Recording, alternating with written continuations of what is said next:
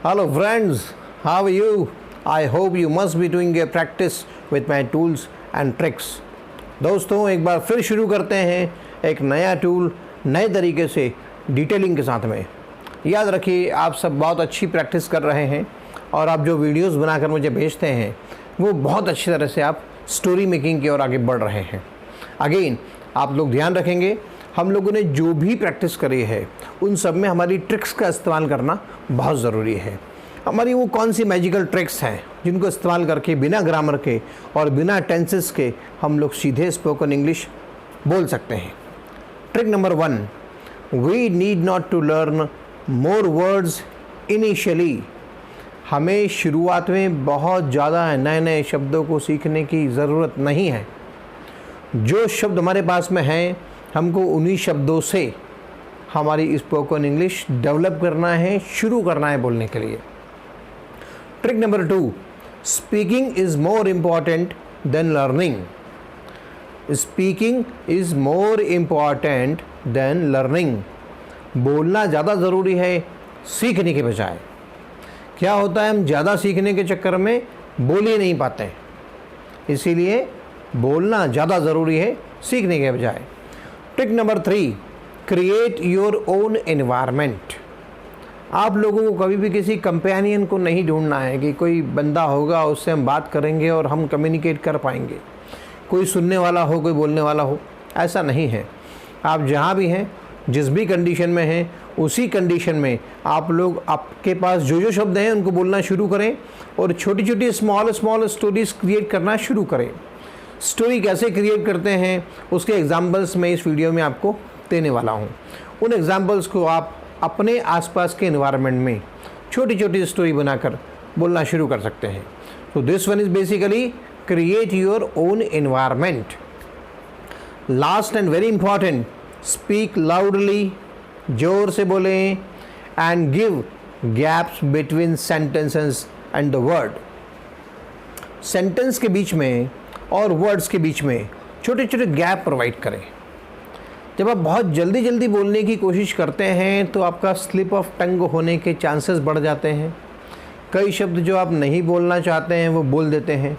इसीलिए थोड़ा सा गैप लेंगे, थोड़ा सा पॉज करेंगे अपने सेंटेंस में, अपने शब्दों के बीच में। ऑटोमेटिकली आपका ब्रेन और आपकी टंग आपस में एक बड़ा कम्युनिकेट, आपस में बड़ा अच्छा सामंजस्य बिठा लेंगे, एक कोऑर्डिनेशन बैठ जाएगा और सही शब्द आपको फट से क्लिक हो जाएगा और आप बोल पाएंगे। So speak loudly and give gaps between sentences and the words. So दोस्तों शुरू करेंगे आज के इस वीडियो में एक नया टूल। आज का टूल है will have to. Will have to को हमने पहले भी छोटे से रूप में समझा था, आज उसको हम डिटेल में समझने जा रहे हैं। विल हैव टू का मतलब होता है पड़ेगा। कोई भी कार्य जो आपको करना पड़ेगा, मुझे करना पड़ेगा, उसको करना पड़ेगा, हम सबको करना पड़ेगा, जहाँ भी इस तरह का पड़ेगा का शब्द आता है वहाँ हम विल हैव टू का इस्तेमाल करते हैं। सीधे सीधे छोटे छोटे एग्जाम्पल लेकर समझने का प्रयास करते हैं। मुझे आपको पढ़ाना पड़ेगा। I will have to teach you. आपको इंग्लिश पढ़ना पड़ेगी। You will have to learn और स्पीक इंग्लिश। आपको वहाँ जाना पड़ेगा। You will have to go there. उसे यहाँ आना पड़ेगा। He will have to come here. हमें समझना पड़ेगा। We will have to understand. हम सबको समझाना पड़ेगा। We all will have to explain. India को सुपर पावर बनना पड़ेगा। India will have to become. बनने के लिए हम लगाएंगे become. India will have to become super power. India को अटैक करना पड़ेगा। India will have to attack. India को दो दो फ्रंट्स पे अटैक करना पड़ेगा। India will have to attack on dual fronts. Dual मतलब दोनों तरफ, ऑन ड्यूल फ्रंट्स। इंडिया को हमारे आंतरिक मामले में भी ध्यान देना पड़ेगा। India will have to think about our internal problem also. India को हमारे बाहरी समस्याओं को भी देखना पड़ेगा। India will have to take care about our external problems too. Too का मतलब होता है भी। अब हम इसके कुछ नेगेटिव, नकारात्मक सेंटेंस बनाने का प्रयास करते हैं। मुझे वहाँ नहीं जाना पड़ेगा। I will not have to go there. उस लड़की को साइंस नहीं लेना पड़ेगा। उस लड़की के लिए she will not have to take science. उसे लैपटॉप नहीं खरीदना पड़ेगा। She will not have to purchase the laptop. मुझे मूवी नहीं देखना पड़ेगी। I will not have to see the movie. आपको पैसे खर्च नहीं करना पड़ेंगे। You will not have to spend money. मुझे कपड़े इकट्ठे नहीं करना पड़ेंगे। I will not have to collect clothes. मुझे कपड़े उठाने नहीं पड़ेंगे। I will not have to take clothes. मुझे वहाँ नहीं जाना पड़ेगा। I will not have to go there. और आपको इंग्लिश नहीं बोलना पड़ेगा। You will not have to speak English. Aishwarya Rai को फेयर एंड लवली नहीं लगाना पड़ेगी। Aishwarya Rai will not have to apply Fair and Lovely cream. आपको टूथपेस्ट इस्तेमाल नहीं करना पड़ेगा। You will not have to use toothpaste. जिस तरह से हमने सिंपल एक सेंटेंस बनाए हैं, उसके नकारात्मक नेगेटिव सेंटेंस बनाए हैं, अब हम इसके कुछ प्रश्नवाचक सेंटेंस बनाने की कोशिश करते हैं। कैसे हम बड़े इजीली प्रश्नवाचक सेंटेंस बना सकते हैं बिना ग्रामर को ध्यान रखे हुए, बिना टेंसेस को ध्यान रखते हुए। एग्जाम्पल, क्या मुझे क्रीम लगाना पड़ेगी? यह हमारा मैजिकल शब्द आता है whether. Whether I will have to apply cream.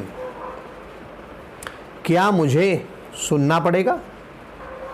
Weather I will have to listen. क्या आपको बोलना पड़ेगा?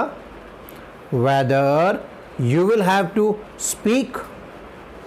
क्या हमें समझना पड़ेगा? Whether we will have to understand. क्या मुझे समझाना पड़ेगा? Whether I will have to explain. क्या आपको खरीदारी करना पड़ेगी? Whether you will have to do purchasing. क्या आपको बेटे की शादी की तैयारी करना पड़ेगी? Whether you will have to do preparation for the marriage of your son. इस तरह से वेदर को लगा के आप किसी भी सेंटेंस को बड़े आसानी से प्रश्नवाचक, इंटरोगेटिव बना सकते हैं। अब इस तरह के हम सेंटेंस बनाने का प्रयास करते हैं जिसमें प्रश्नवाचक भाव भी होता है और नकारात्मक भाव भी होता है। एग्जाम्पल, क्या मुझे क्रीम नहीं लगाना पड़ेगी? Whether I will not have to apply the cream. क्या मुझे बोलना नहीं पड़ेगा? Whether I will not have to speak. क्या आपको पिक्चर देखना नहीं पड़ेगी? Whether you will not have to see the movie. क्या हमें नया मोबाइल नहीं खरीदना पड़ेगा? Whether we will not have to purchase a new mobile. क्या हमें प्ले स्टोर से डाउनलोड नहीं करना पड़ेगा? Whether we will not have to download from the play store. क्या हमें कपड़े नहीं खरीदना पड़ेंगे? Whether we will not have to do purchasing of clothes? क्या हमें कंघी नहीं करना पड़ेगी? Whether we will not have to comb the hair? इस तरह से whether और not का उपयोग करके आप किसी भी सेंटेंस में प्रश्नवाचक और नकारात्मक दोनों तरह का भाव पैदा कर सकते हैं। अब विल हैव टू के साथ में हम कुछ बी और बिकम के सेंटेंस बनाते हैं। बी का मतलब होता है होना और बिकम का मतलब होता है बनना। बेटे को इंजीनियर बनना पड़ेगा। Son will have to become, बनने के लिए become. Son will have to become an engineer. आपको अच्छा होना पड़ेगा, होने के लिए be. You will have to be very good. उसको डॉक्टर बनना पड़ेगा। She will have to become a doctor. मुझे साइंटिस्ट बनना पड़ेगा। I will have to become a scientist. उसको जंगल में होना पड़ेगा। He will have to be in jungle. शेर को जंगल में होना पड़ेगा। Lion will have to be in jungle. हमें घर में होना या रहना पड़ेगा। We will have to be in home. Corona के दौरान हमें घर में रहना पड़ेगा। During corona we will have to be at home. रात्रि के समय आपको घर में रहना पड़ेगा। During night you will have to be at your home. इस तरह से बी का उपयोग करेंगे और होने का भाव पैदा हो जाएगा, और बिकम का उपयोग करेंगे तो बनने का भाव पैदा हो जाएगा। अब यहाँ हम देखते हैं कि कैसे हम थोड़े से और डिफरेंट तरह के सेंटेंस विल हैव टू के साथ में बना सकते हैं। एग्जाम्पल, व्हेन मतलब कब, वेयर मतलब कहाँ, वाई मतलब क्यों, विथ हुम किसके साथ। इनके अपन छोटे छोटे एग्जाम्पल्स देकर कुछ स्टोरी मेकिंग या सेंटेंस मेकिंग की कोशिश करते हैं। मुझे वहाँ कब जाना पड़ेगा, यहाँ हम सीधे से वैन लगाएंगे। When I will have to go there. आपको मूवी कब देखना पड़ेगी, when you will have to see the movie. आपको मोबाइल कहाँ खरीदना पड़ेगा, कहाँ के लिए, where, where you will have to purchase the mobile. आपको किसके साथ मोबाइल खरीदना पड़ेगा, विथ हुम। विथ हुम का मतलब किसके साथ, with whom you will have to purchase the mobile. आपको किसके साथ मूवी देखना पड़ेगी, with whom you will have to see the movie. किसके साथ मुझे अंग्रेजी सीखना पड़ेगी, with whom I will have to learn English.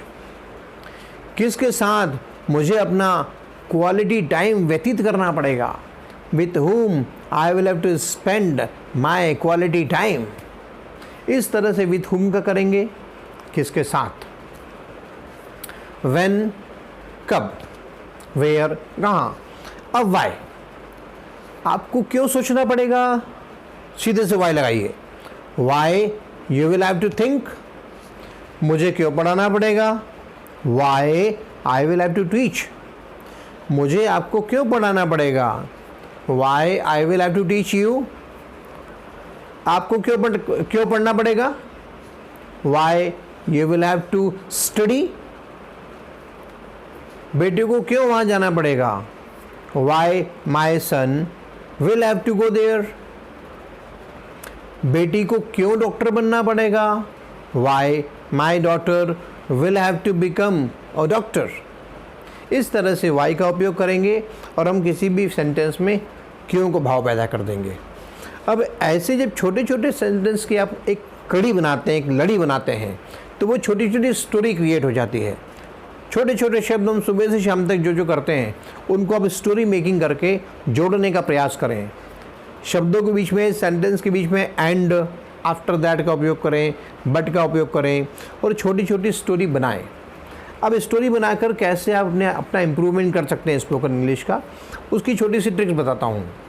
जो आपको अच्छा लगता है, जो इमेजिन होता है, उसको आप बोलिए, अपने मोबाइल में उसको रिकॉर्ड कीजिए और उसको बार बार सुनने की कोशिश कीजिए। जैसे ही आप खुद की आवाज़ रिकॉर्ड करेंगे और सुनेंगे, आपको लगेगा कि मुझे कितने करेक्शन करने की आवश्यकता है। अपने आप समझ जाएंगे कि कहाँ कहाँ करेक्शन की ज़रूरत है और कहाँ का करेक्शन आप कर सकते हो।